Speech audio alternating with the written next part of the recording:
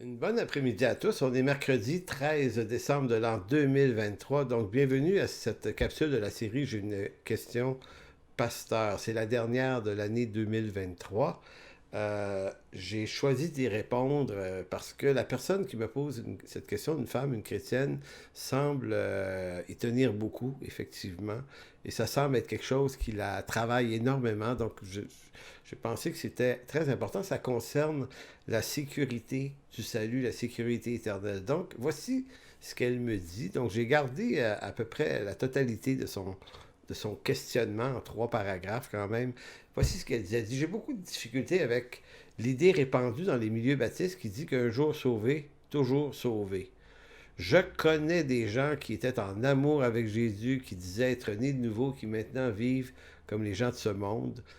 Drogue, alcool, immoralité, vol, mensonge, etc. Une amie baptiste me disait encore dernièrement, mais ils sont sauvés quand même parce qu'ils ont été scellés. Elle dit, moi, je ne veux pas adhérer à cette idée. C'est contraire à tout ce que je lis dans la parole de Dieu, et ce depuis 39 ans. Tu ne peux pas te vautrer dans le péché volontairement, et le jour de ta mort, te prétendre héritier de la vie éternelle avec les saints comme si de rien n'était. Je crois que marcher avec Dieu consiste à marcher dans la sanctification, dans une vie de consécration. Le Seigneur pardonne, certes, quand on se repent et qu'on tombe, mais si on reste dans cette vie de perdition, on va récolter ce qu'on a semé, pas seulement dans cette vie. Dit, cher pasteur, je cherche tellement à mieux comprendre votre pensée et la pensée des baptistes au sujet de la sécurité éternelle. J'aimerais bien y adhérer, mais pour le moment, ça me semble absurde, mais ça me semble intéressant. Peut-être que je comprends mal. Bon, voilà en quelque sorte la question de la sœur, dont j'ai pas le prénom malheureusement parce que j'ai égaré ça en cours de route, donc je m'en excuse, mais néanmoins, voici la réponse. Euh, Premier élément de réponse, je commencerai en disant que je suis en partie d'accord avec cette sœur dans la foi qui trouve absurde qu'une personne se disant chrétienne puisse vivre dans les désordres moraux de ce monde tout en se disant assurément sauvée. C'est pas exactement ce que prétend la sécurité éternelle, appelée également doctrine de la persévérance, c'est-à-dire la persévérance des siens ne soutient pas qu'un chrétien puisse vivre dans le péché, et là, entre guillemets, impunément. Impunément, sans conséquence, c'est ça que ça veut dire, sous prétexte qu'une fois sauvé, on est toujours sauvé. En fait, la sécurité du salut, la doctrine de la persévérance affirme plutôt que celui qui appartient réellement à Dieu, bien qu'il puisse tomber et s'égarer quelquefois, se relèvera toujours parce que Dieu a la puissance de le relever, ne laissera jamais un de ses enfants s'égarer sans le reprendre et le corriger. Donc, c'est très intéressant comme question parce que, effectivement, moi, je connais des croyants, que je croyais des croyants il y a une quarantaine d'années de ça, qui venaient à l'église, qui semblaient avoir toute la qualité, la joie, la vie, les œuvres des chrétiens, et puis qui un jour ont tout laissé, 5, 10, 15 ans plus tard. Et quand on les revoit, quelques-uns d'entre eux, on voit que Jésus, là, ben, il n'y a plus aucune trace de Jésus dans leur cœur. Ils sont complètement retournés. Puis certains, c'est pas nécessairement pour une vie de débauche, en passant. Certains sont juste retournés faire leur vie, qui peut être une vie tout à fait propre. Maintenant, le point, c'est pas quelle sorte de vie ont-ils, sont-ils dans le péché ou pas dans le péché, c'est pas tellement ça, parce que le salut n'est pas donné par les bonnes œuvres de toute façon, par les œuvres de la loi. En fait, l'assurance du salut dépend essentiellement de la persévérance. Celui qui appartient à Dieu va persévérer. Il peut tomber, il peut avoir des temps très, très, très difficiles, mais celui qui appartient au Seigneur va se relever. Et dans notre Église, il y a certaines personnes qui viennent à notre Église, qui ont des personnes qui avaient abandonné la foi pendant très, très longtemps. Et c'est assez intéressant de voir qu'à un moment donné, ça s'est réveillé tout à coup dans leur vie. Maintenant, certains étaient retournés vivre leur vie, on pourrait dire, dans l'immoralité. D'autres, non, ont simplement vécu une vie, une famille, de façon très, très propre. Mais tout à coup, ça s'est réveillé comme si Dieu est fidèle pour revenir chercher ceux qui lui appartiennent. Maintenant, ceux qui se réveilleront pas, ne peuvent pas se réveiller eux-mêmes de toute façon. Si tu appartiens pas au Seigneur, ben, tu peux pas être réveillé. Tu peux toujours te tourner vers Dieu et naître de nouveau, mais Dieu s'occupe réellement des siens. Et c'est ça qui est important. Je vous lis une parabole de Jésus dans Luc 15. On fait un peu de millage là-dessus. Luc 15, versets 1 à 7. C'est cette histoire des brebis, de la brebis égarée. Donc, tous les publicains, nous dit le texte, Luc 15, 1, tous les publicains et les gens de mauvaise vie s'approchaient de Jésus pour l'entendre. Et les pharisiens et les scribes murmuraient, disant, cet homme, Jésus, accueille des gens de mauvaise vie et mange avec eux. Retenez cette information-là. Jésus était sujet d'une accusation de vivre avec justement ce genre de gens-là qui ne méritent pas le salut. Mais il leur dit cette parabole. Quel homme d'entre vous, s'il a 100 brebis et qu'il en perd une, ne laisse pas les 99 autres dans le désert pour aller auprès de celle qui est perdue jusqu'à ce qu'il la retrouve? Verset 5, lorsqu'il l'a retrouvée, il la met avec joie sur ses épaules et de retour à la maison, il appelle ses amis, ses voisins et leur dit, réjouissez-vous avec moi, car j'ai trouvé ma brebis qui était perdue. De même, je vous le dis, il y aura plus de joie dans le ciel pour un pécheur qui se repent que pour 99 justes qui n'ont pas besoin de repentance. Ici, c'est pas que pour être sauvé, on n'a pas besoin de repentance, c'est ceux qui appartiennent déjà à Jésus-Christ et qui ont une vie chrétienne normale ou une vie avec Dieu normale, n'ont pas besoin d'être repris comme ça. Mais remarquez que la brebis perdue, le Seigneur ne la laisse pas perdue. Il va la rechercher. Et on se souvient peut-être d'avoir lu un petit ouvrage sur le brebis, sur un berger et ses brebis, là, je ne me souviens plus de l'auteur, qui expliquait que c'était quelqu'un qui faisait ça dans la vie, qui disait quand on va chercher une brebis qui a tendance à vouloir s'égarer, le berger la met sur ses épaules, il y a une question d'odeur, il la réhabitue à son odeur corporelle à lui, et souvent il va lui casser une patte pour qu'elle ne soit plus capable de se sauver à nouveau. Ce que ce texte-là, ou ce que cette parabole-là met en image de façon assez bien, de façon très, très éclairante, c'est l'exact même problème qu'on se pose. Peut-on perdre notre salut? Peut-on s'égarer du Seigneur? Est-ce qu'une personne qui s'égare est sauvée ou pas sauvée? Ben, en fait, la parabole vise exactement à éclairer le même problème. Les personnes qui accompagnaient Jésus, les gens qui étaient de mauvaise vie, souvenez-vous, semblaient jouir d'une très, très mauvaise réputation morale. Les pharisiens ont dit, hey, le maître, il se tient avec des gens de mauvaise vie. Mais Jésus fait comprendre aux pharisiens que le salut n'est pas une affaire de moralité, mais une affaire de grâce pour ceux-là même qui sont perdus. Ce que cette parabole-là nous apprend de façon très, très nette, c'est que si une brebis qui appartient au Seigneur s'égare, mais qu'elle lui appartient vraiment, il va aller la chercher. Maintenant, il se peut que pendant un laps de temps, cette personne-là perde le nord, perde ses convictions, perde son assurance, se perd de toutes les manières possibles. Mais le Seigneur est fidèle pour aller chercher ceux qui lui appartiennent. Et ceux qui partent, mais qui n'ont jamais appartenu au Seigneur, et il y en a beaucoup aussi, ben, ceux-là, ça se peut qu'on les voit s'égarer jusqu'à leur mort sans aucune repentance. Ça ne signifie pas que Jésus a manqué son coup en essayant d'aller les chercher. Ça signifie juste qu'il y a le blé et il y a l'ivraie. Donc, or, si une brebis qui appartient à Dieu s'égare, Dieu ira la chercher et malgré ses mauvais choix à elle, il n'y a pas de libre arbitre dans cette parabole-là, vous l'aurez peut-être remarqué, c'est le berger propriétaire de la brebis perdue qui choisit de la ramener malgré elle, un point, c'est tout. Hein, il ne dit pas, je suis allé voir ma centième brebis égarée, puis je lui dis, est-ce que tu veux revenir? Non, non, il dit, je la prends, je la mets sur mes épaules. Pourquoi Dieu le fait sans l'autorisation de la brebis? Ben parce que cette brebis-là, lui appartient à lui. Elle ne s'appartient pas à elle-même. Lorsqu'il est dit dans l'Écriture qu'on ne s'appartient plus à soi-même, à nous-mêmes, on a été rachetés, mais ça signifie que quand tu es sauvé, si tu pensais avoir un libre arbitre, de toute façon, tu n'as jamais vraiment eu un, mais de toute façon, et encore plus loin, tu n'en possèdes plus puisque tu as été racheté et c'est le Seigneur qui va te ramener. Puis, comme je vous dis, ça peut être plus court, plus long, mais le Seigneur s'occupe et rachète et, je dirais, discipline ceux qui lui appartiennent.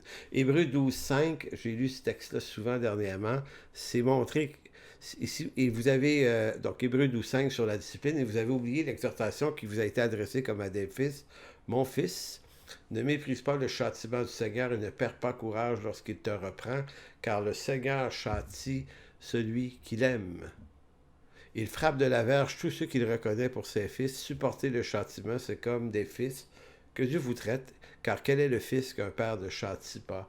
Donc, il y a une corrélation entre la brebis perdue et Hébreux 12. Vous voyez, c'est très, très clair. C'est pour ça que si vous dites, ouais, mais il y a des gens que je les vois se perdre, puis il me semble qu'il y en a qui vont dire, ouais, mais ils sont sauvés pareil, ils sont déjà allés à l'église. Non, s'ils se perdent, même s'ils sont déjà allés à l'église, ben, ça se peut qu'ils n'aient jamais justement été sauvés, mais si ils sont vraiment sauvés, Dieu va les reprendre. Ce texte à lui seul contredit l'idée qu'un enfant de Dieu qui vit puisse vivre dans le désordre complet et sans conséquences divines. Voyez-vous, puisque Dieu les reprend. Or, dans des cas exceptionnels, si un enfant de Dieu persévère dans ses mauvaises voies, parce que ça se peut qu'il soit rebelle aussi, immoralité, mensonge, mauvaise attitude, destructrice et tout ça, ben, il se peut aussi que Dieu exerce sur lui, dans de très rares cas, une discipline extrême. Même dans certains cas, Dieu va te ramener à la maison. Tu lui appartiens, tu ne veux pas comprendre, ben, tu vas recevoir dans ta vie, dans ton corps, dans les conséquences que mérite ton égarement. Puis voyez-vous, ça n'a pas besoin nécessairement d'être un désordre immoral, parce que nous, on voit ça, c'est juste l'angle visible qu'on voit, mais il y a toutes sortes d'autres types d'attitudes, peut-être un peu plus secrètes, qui sont reliées à l'orgueil, de toutes les sortes, les manipulations, les magouilles. À un moment donné, le Seigneur peut nous dire, OK, c'est assez, là. C'est assez, là, tu fais du mal à mon peuple. Fait que je t'arrête ça là, tu pourras plus, là.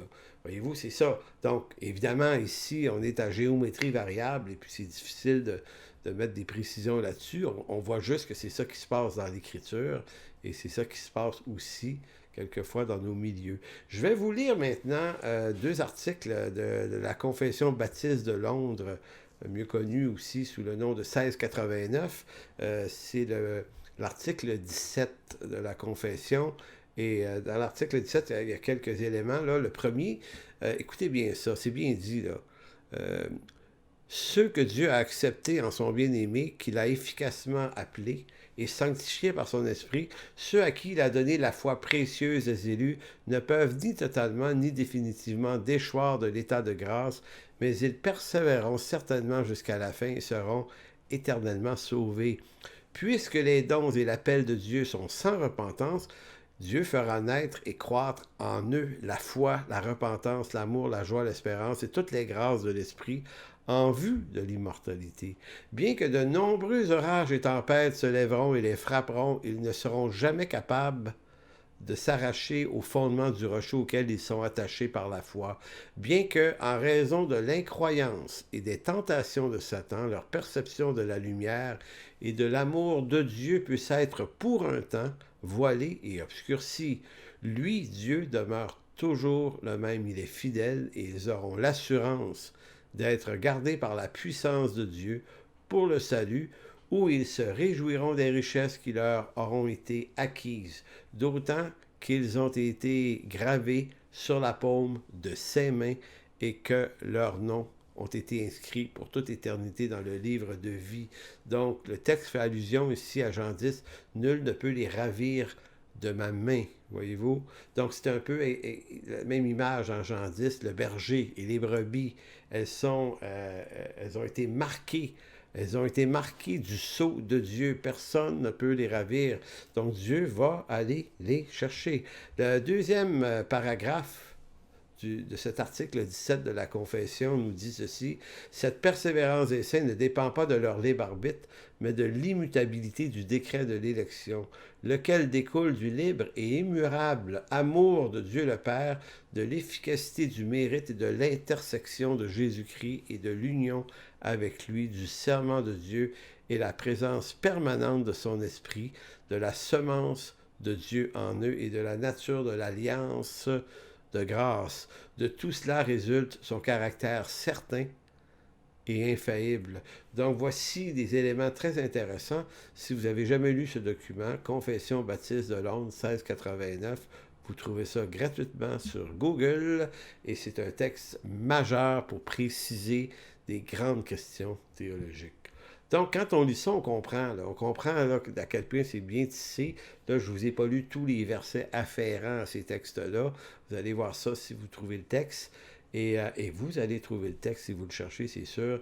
Mais ce qu'on voit vraiment dans ce texte-là, c'est à quel point l'œuvre de Dieu est cimentée de tous les côtés, autant par le Père, le Fils et le Saint-Esprit. C'est une œuvre trinitaire.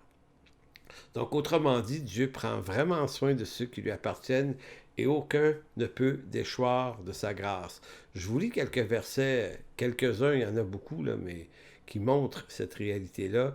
L'apôtre Paul disait aux chrétiens de Philippe, Philippiens 1,6, « Je suis persuadé que celui qui a commencé en vous cette bonne œuvre la rendra parfaite pour le jour de Jésus-Christ. » Donc, le texte ne suggère pas que c'est vous qui pouvez rendre ça parfait, là.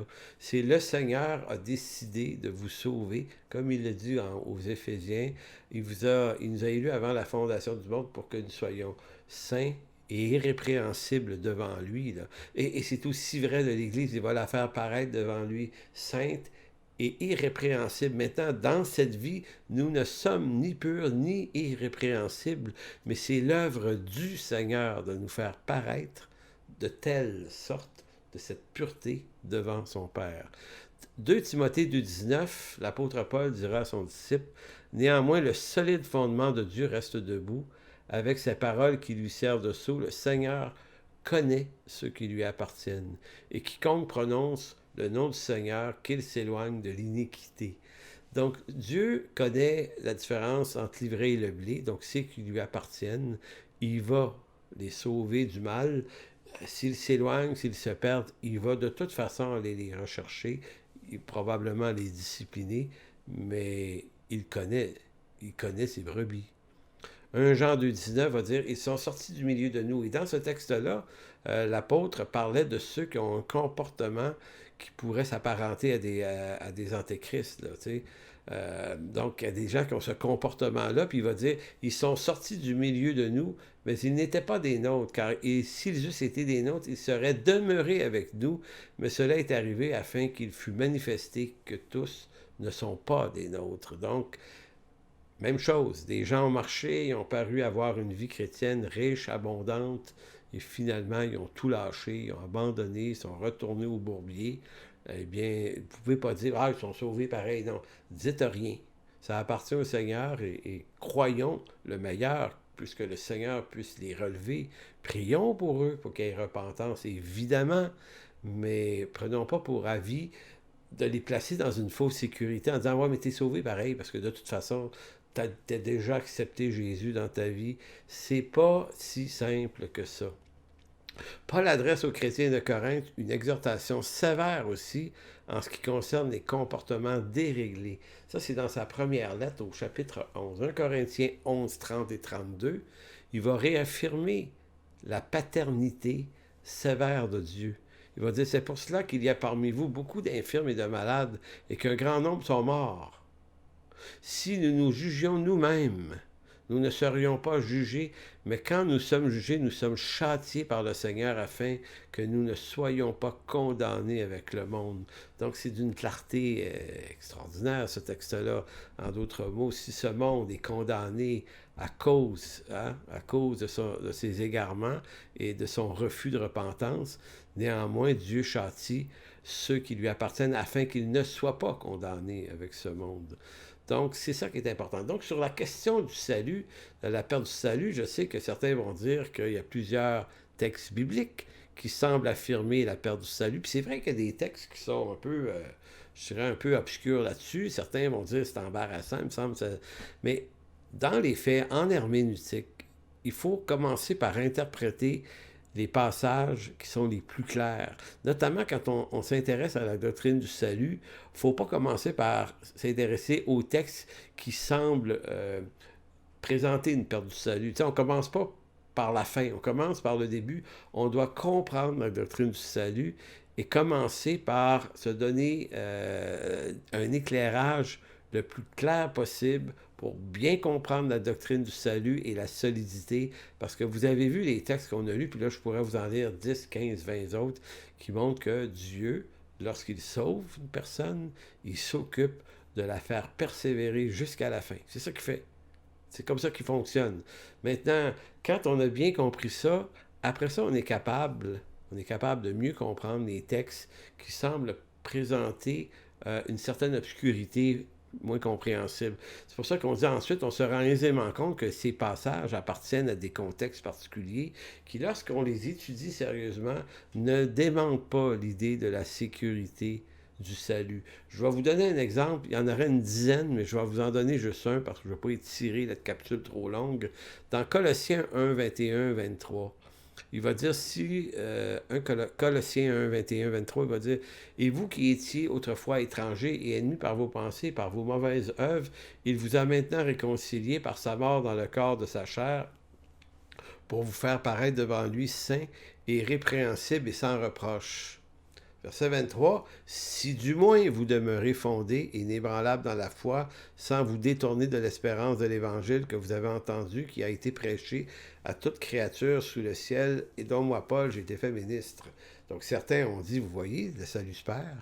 On parle à des gens qui ont été réconciliés par la mort de Christ, en vue d'être présentés devant Dieu saint et répréhensible. Et mais si du moins vous demeurez, donc laissez entendre, vous avez la responsabilité de vous maintenir dans cette demeure, de rester inébranlable sans vous en détourner. Sinon, ça serait comme, ben là, vous allez déchoir de sa grâce.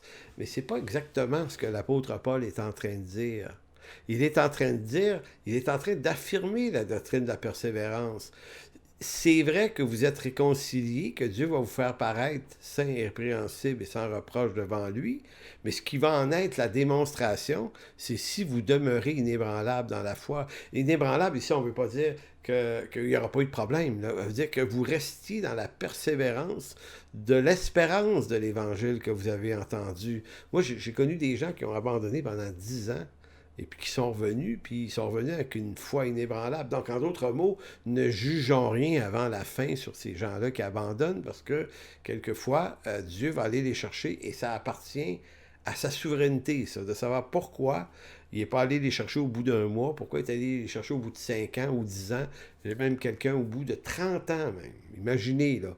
Mais ça appartient au Seigneur, donc nous restons tranquilles, parce que ces gens-là, si Dieu ne va pas les chercher avant leur mort, ça signifiait juste qu'ils ne lui appartenaient pas. Donc, certaines personnes ont effectivement eu une marche qui semblait porter du fruit, mais qui ne se sont jamais, qui ont retourné dans le monde et qui ne s'en sont jamais revenus. Maintenant, l'abandon de toute forme de persévérance jusqu'à la mort est la preuve d'un salut qui n'a jamais existé pour eux. Donc, en parlant de ceux qui ont un comportement digne de l'Antéchrist, c'est pour ça que je disais tout à l'heure, Jean disait, ils sont sortis de nous, 1 Jean 2, 22, 2, 19, mais ils n'ont jamais été des nôtres. Sinon, ils seraient demeurés avec nous. Donc, c'est pour ça que toute cette grande doctrine-là est extrêmement intéressante, elle est extrêmement importante. Il faut rester attaché à l'Écriture dans ça. Donc, si ça peut répondre à la question de cette sœur-là ou à son inquiétude, son interrogation, j'espère que cette capsule l'aura aidé. Évidemment, il existe des très, très bons ouvrages sur le sujet aussi.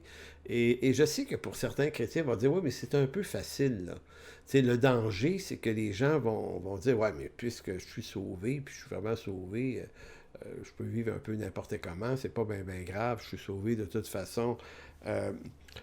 Pour avoir dirigé au moins 3 églises différentes dans ma carrière pastorale, moi j'ai pas vu que la sécurité du salut rendait les gens plus négligents.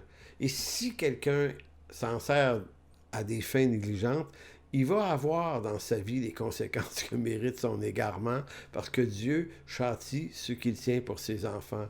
Mais j'ai plutôt vu même le contraire.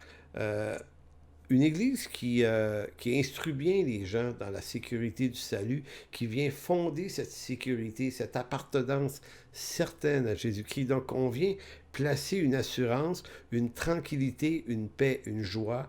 Et on ne manipule pas ces gens-là en voulant dire, ouais, mais là, tu pourrais perdre ton salut si t'es pas assez ceci, si t'es pas assez comme cela, si tu participes pas assez.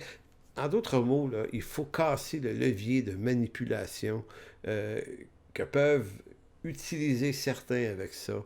On ne fait pas marcher les gens par manipulation. Un confrère pasteur m'avait dit il y a très longtemps, il dit, je sais que c'est probablement vrai, la sécurité du salut, mais il dit, je préfère pas l'annoncer comme ça parce que j'ai peur que les gens vivent dans le relâchement. Puis moi, je lui avais dit, moi, j'enseigne cette doctrine-là avec beaucoup d'intérêt et c'est pas du relâchement que je récolte, mais c'est du zèle.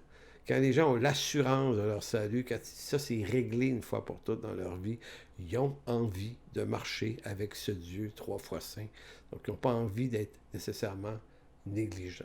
Donc voilà en quelque sorte ma réponse à cette question sur la sécurité du salut en espérant que ça puisse aider et éclairer quelques-uns. Donc, merci beaucoup. Bon temps des fêtes si on ne se revoit pas. Bye bye.